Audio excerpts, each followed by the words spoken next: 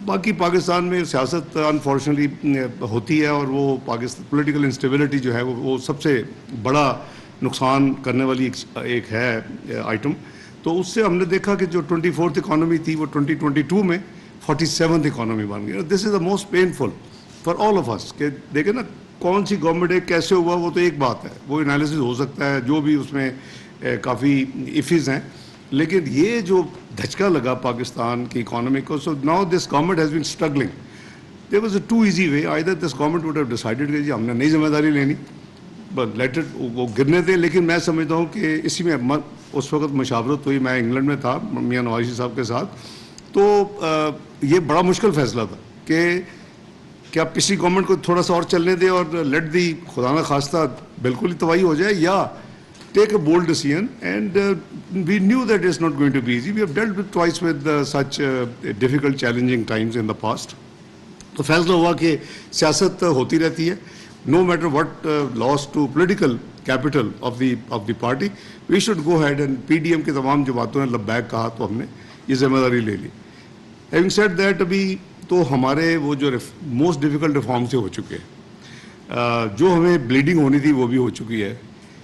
थोड़ी सी मैं कहूँगा कि हमारी जो मल्टीलैटरल की डीलिंग है वो आप भी बड़ी रहते हैं, बट वो अल्लाह मालिक है, क्योंकि कोई टेक्निकल रीज़न नहीं है कि ये जो डिले हुई है, दिस वेरी अनप्रेसिडेंटेड।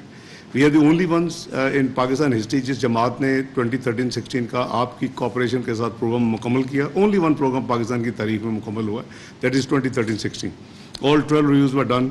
आपको याद है रिव्यू ख़त्म होता था 7-8 दिन में। ये मेरे साथी उस वक्त सिविल अपना पोजीशंस में थे, ब्यूरोक्रेसी में, अब सारी जब टेक्निकल हो जाता था हम 1.5-2 दिन बैठते थे, MEFP LOI वगैरह सब फाइनल होता था, वहीं साइन करते थे और प्रेस कॉन्फ्रेंस। नो है पाकिस्तान ने इंशाल्लाह सर्वाइव करना है, ये कलमा शरीफ के नाम पे बना है और इंशाल्लाह हमने मिलकर इस चैलेंज को फेस किया है और करेंगे, कोई मसला नहीं है।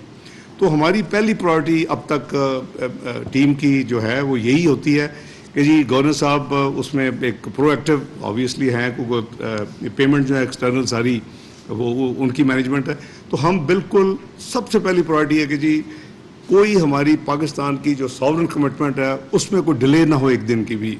तो अल्हम्दुलिल्लाह इतने पूरे अरसे में ये कोई ऐसी किसी किस्म की डिले नहीं हुई। कुछ लोगों को शौक़ है कि वो डेट्स देते रहते हैं। पिछले मैं 1 साल से देख रहा हूँ कि फलां महीने में डिफ़ॉल्ट हो जाएगा, फलां महीने में इतनी देर, 2 महीने रहेंगे, 3 महीने रहेंगे। उनको शर्म आनी चाहिए। यानी you should be well wished to your country and you should be loyal and to your soil. तो बल्कि ये बजाय लोगों को उम्मीद देने के और उनको तसल्ली देने के, और उनको हम अभी भी नई प्रेडिक्शन अक्टूबर की आ गई है, खुदा का खौफ करो यार। I assure you Pakistan is a solvent country, Pakistan is trillions of dollars of assets. अगर हमारी 100 बिलियन के एक्सटर्नल डेट है तो हमारे पास एसेट्स भी हैं। आप में एक एसेट जो ये आपका जो गैस पाकिस्तान का इंफ्रास्ट्रक्चर है, it is a loan $40 to $50 billion, 50% और डेट। तो हमें घबराने की जरूरत नहीं है, बिजनेस में भी आ जाता है, घर में भी आ जाता है। तो उन चीज़ों को तो आप ignore, not helping the country. और अब मुझे अफसोस है कि अगर ये एटीट्यूड है कुछ सूडो इंटेलेक्चुअल्स का, बाहर थे, बाहर वाले तो सेटल हो गया। I think they are settle earlier then.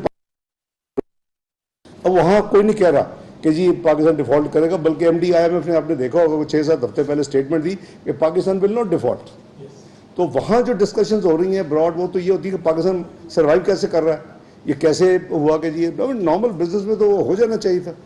तो मेरा ख्याल है कि मेन मकसद आज का ये है कि जस्ट टू रीअश्योर यू कि जो भी आपकी इकनॉमिक टीम है, हम अपना अल्हम्दुलिल्लाह पूरी हमारी कोशिश है कि हम इससे निकलें।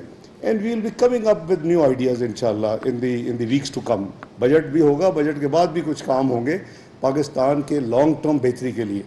पाकिस्तान में इंशाल्लाह एग्रीकल्चर रेवोल्यूशन लाएंगे, पाकिस्तान में इंशाल्लाह सॉवरेन वेल्थ फंड बनेगा, पाकिस्तान में वो चीज़ें होंगी कि जो पाकिस्तान रियली डिज़र्व करता है, which have been ignored in the past. तो वो आपको प्रोफेशनल तरीके के साथ एक आपको स्टैंडिंग दिलाएंगी ये चीज़ें दुनिया में।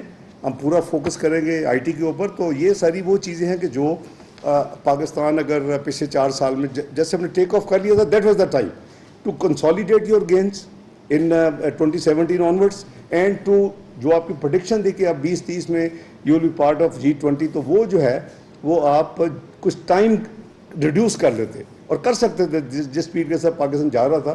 बहरहाल हैविंग सेड दैट, अल्लाह को पता नहीं इस पर क्या मसलत है हमारे लिए और क्या हमारे लिए कोई गाइडेंस है। इंशाअल्लाह टुगेदर इंशाअल्लाह वी विल वर्क। बस आप थोड़ी सी, मुझे पता है कि मैं आपकी तरह मैं चैम्बर का प्रेसिडेंट भी रहा हूँ आज से सिर्फ 31 साल पहले। तो हम जब जाते थे और हमेशा विश लिस्ट बड़ी आसमान की होती थी कि ये भी लेना ये भी। Please keep this year at least कि कंट्री जो है वो एक फेज़ में है, और ये देखें कि आपने देना भी क्या है और आपने पाकिस्तान के लिए हमारे साथ क्या हिस्सा बटाना है। जो आपकी रीज़नेबल जो होंगी आपकी डिमांड्स कह लें या आपके जो सोच है उसके हम पूरी तरह कॉपरेट करेंगे। हम मकसद ये है कि in line with the past practice, मैं जैसे आगे भी आपके साथ सब साथियों के साथ बैठ के अपना बड़े बड़े अच्छे बिलवारी सब आइडिया दिया करते थे, ये अभी देखें ऐसी चीज़ें देंगे कि आपको माशाल्लाह याद आ जाएगा कि डिमांड कैसे करते हैं चैम्बर वाले आके। तो मेरी बस यही गुजारिश है। With these words I thank you for joining us, and मेरे कॉलीग्स की तरफ से भी गवर्नर साहब ने एज ए सेट के specially he flu from Karachi, क्योंकि आज कराची बेस ये तीनों आपकी इंस्टीट्यूशंस हैं। तो मैंने कहा गवर्नर साहब को भी रिक्वेस्ट की जाए, he should come and then we talk to you together. You might have some areas of queries or suggestions which relate specifically to this central bank.